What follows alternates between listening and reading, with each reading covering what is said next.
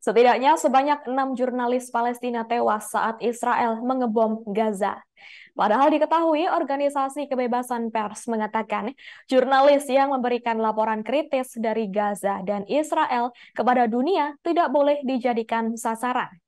Menurut jaringan media dan pemantau kebebasan pers, setidaknya 6 jurnalis Palestina terbunuh dalam hitungan hari, yakni di tengah penembakan Israel yang terus berlanjut di jalur Gaza yang terkepung. Dikabarkan, jurnalis Said Al-Tawil, pemimpin redaksi situs Al-Kamsa News, terbunuh pada Selasa pagi, 10 Oktober 2023. Bahkan tak hanya dirinya, dua anggota pers lainnya juga ikut tewas, yakni ketika mereka pergi untuk memfilmkan sebuah bangunan yang akan segera dibom Israel di kota Gaza. Adapun dalam kata-kata terakhirnya, Said Al-Tawil baru saja mengirimkan pemberitahuan berisi peringatan ke gedung Hiji bahwa bangunan itu akan dibom. Hal itu dikatakan Said Al-Tawil sesaat sebelum dibunuh menurut rekaman yang diperoleh Al Jazeera.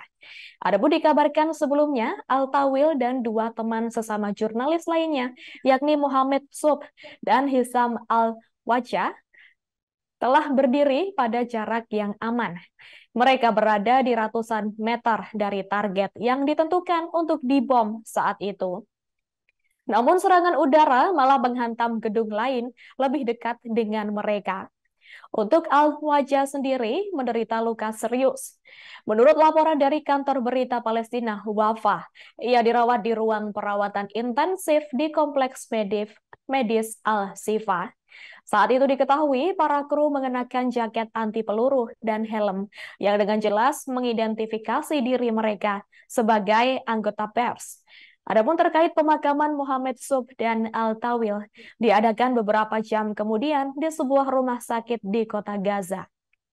Sebagai penghormatan atas karyanya, helm ikonik yang dikenakan para pekerja media dipasang di badan mereka yang dilapisi kain putih.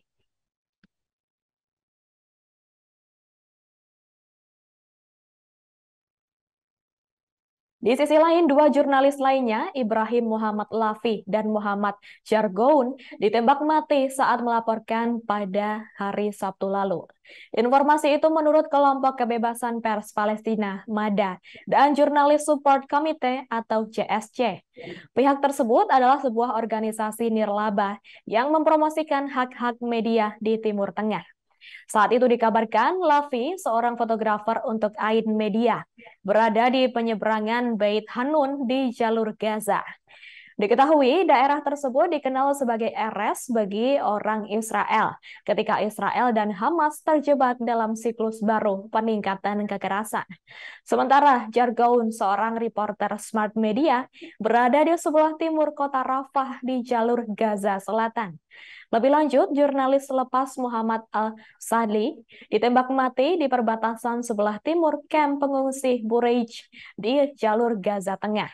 Informasi itu diungkapkan oleh Komite Perlindungan Jurnalis yang berbasis di New York melaporkan pada Sabtu lalu.